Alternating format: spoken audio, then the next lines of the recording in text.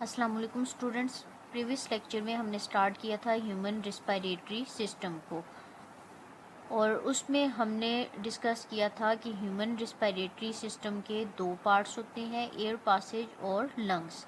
Air Passage को अगर हम देखें तो फर्दर इसको पार्ट्स में डिवाइड किया गया है, जिसमें nose, pharynx, larynx, trachea, bronchi, bronchioles और एल्वोलाई इंक्लूडेड हैं। नोज़ और फेरिंग्स जो हैं वो हमारे पास पार्ट हैं अपर रिस्पायरेटरी ट्रैक के, जबकि लेरिंग्स, ट्रैकिया, ब्रोंकाई, ब्रोंक्यूल्स और एल्वोलाई जो हैं वो हमारे पास पार्ट हैं लोअर रिस्पायरेटरी ट्रैक के। अब ये रिस्पायरेटरी ट्रैक जो है वो क्या होता है? एक ऐसा ट्रैक या ट्यूब जिससे एयर जो है वो पास होती है या एयर पास करती है ब्रीथिंग के प्रोसेस के दौरान। जब हम सांस ले रहे होते हैं तो जिस ट्यूब से एयर जो है वो गुजर कर लंग्स तक जा रही होती है, उस ट्यूब या उस ट्रैक को हम कहते हैं रिस्पायरेटरी ट्रैक। अब डायग्राम में भी आप लोग देख सकते हैं कि ये रिस्पायरेटरी सिस्टम के पार्ट्स जो है वो दिखाए गए हैं।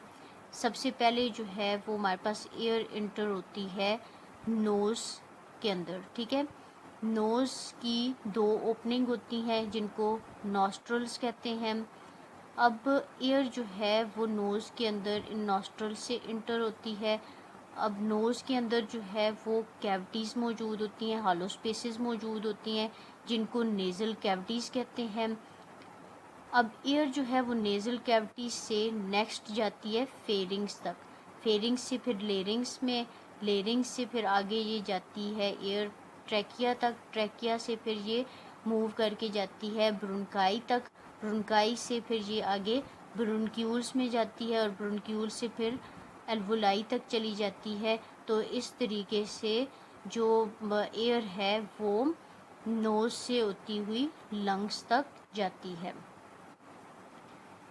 नेक्स्ट है हमारे पास फेरिंग्स।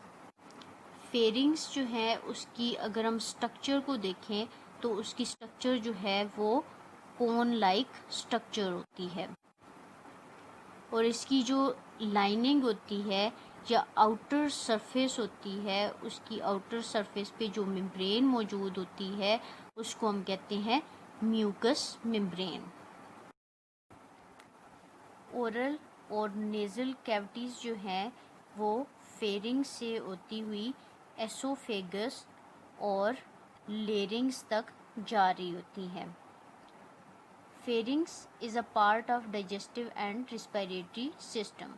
सो हम कहते हैं कि जो फेरिंग्स है वो पार्ट है डाइजेस्टिव सिस्टम का और रिस्पायरेटरी सिस्टम दोनों का। फंक्शन जो है इसका क्या होता है?